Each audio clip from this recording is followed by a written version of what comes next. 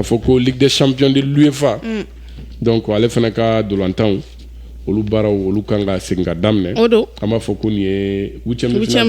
de finale donc o dolantanw retour olu seginni o do tɛ bi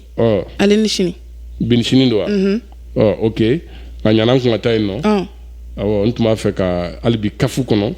k'a fɔ ko u ye classement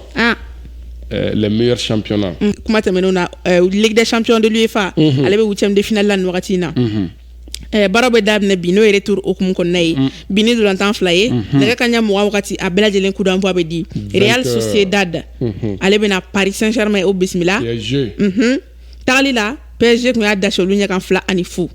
Bayern de Munich ale ni Lazio de Rome a bɛ guwa